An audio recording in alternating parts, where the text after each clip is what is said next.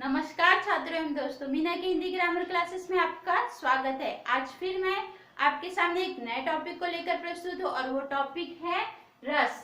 हमने इससे पहले वाली वीडियो में रस किसे कहते हैं ये पढ़ा था। रस के अंग में स्थायी भाव, विभाव, अनुभाव और संचरी भाव को पढ़ा था।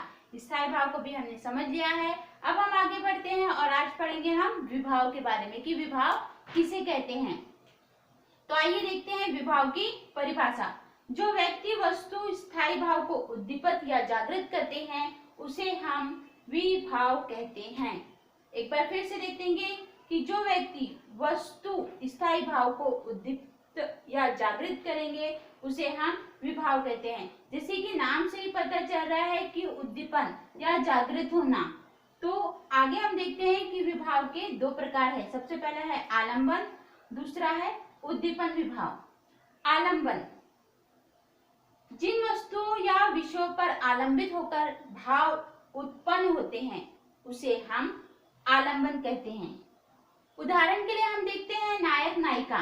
जिन वस्तुओं या विषयों पर आलंबित होकर भाव उत्पन्न होते हैं, अर्थात नायक के मन में नायिका के प्रति बहुत सारे भाव उत्पन्न होते हैं और यही भाव जो है उद्दीप्त या जागृत होते हैं उसे ही हम आलंबन कहते हैं।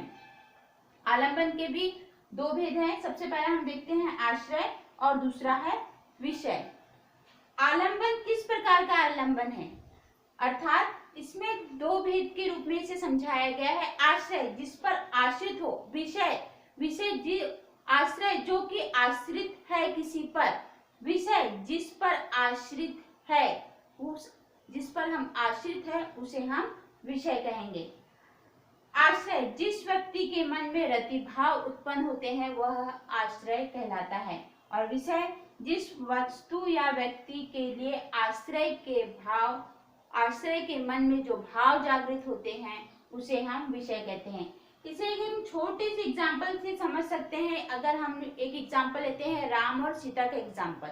राम के मन में रति भाव जागृत होगा किसके लिए? सीता के लिए। वो सीता को देखकर उसके मन में रति भाव या कोई भी इच्छा जागृत होगी। तो यहाँ पर राम जो है आश्रय कहलाएगा। राम जो है आश्रय, क्योंकि राम के मन में रति भाव उत्पन्न हो रहे हैं। किसके लिए हो रहे हैं? जिसके लिए हो रहे हैं, जिस वस्तु या व्यक्ति के लिए आश्रय के मन में भाव उत्पन्न हो रहे हैं, अर्थात वह विषय कहलाएगी सीता। तो यहाँ पर आप लोगों को क्लियर हो गया होगा कि आश्रय किसे कहते हैं और विषय किसे कहते हैं। इसके बाद आगे बढ़ते हैं उद्दीपन विभाव। आश्रय के मन में भावों को उद्दीप्त करने वाली विषय की बाह्य चेष्टा और बाह्य वातावरण को हम उद्दीपन कहेंगे। यहाँ पर आश्रय के मन में भाव सिर्फ खुद से जागृत नहीं हो रहे, उस भाव को उद्दीप्त या जागृत करने के लिए उस विषय के प्रति बाह्य चेष्टा और बाह्य वातावरण का होना बहुत ही महत्वपूर्ण बताया गया है। उदाहरण के लिए देखते हैं शकुंतला और दुष्यंत का हम उदाहरण लेते हैं। दुष्यंत जो शकुंतला को देखकर मोहित हो रहा है, उसके ऊपर दुष्यंत के मन में शकुंतला के प्रति रति भाव जागृत हो रहा है और वह भाव बाह्य चेष्टा शकुंतला को दुष्यंत ने एक वन में देखा और वन के शांत वातावरण, वहां की बाह्य चेष्टा हो गई। वहां पर हरे भरे वृक्ष, पेड़, हरियाली, वहां का मनमोहक दृश्य, ये सारी चीजें वहां का बाह्य वातावरण, बाह्य चेष्टा हो गई। तो ये जो भाव है वहां के शांत एकांत जगह और वहां की सुंदरता, वहां की प्रकृति की जितनी भी सुंदरता है और उस शांत वातावरण में शकुंतला को देखता है, तो वैसे ही दुष्यंत के मन में रति भाव जागृत होता है, अर्थात यह उद्दीपन विभाव कहलाता है। तो विभाव के दो प्रकार है। सबसे पहला है आलंबन और उद्दीपन।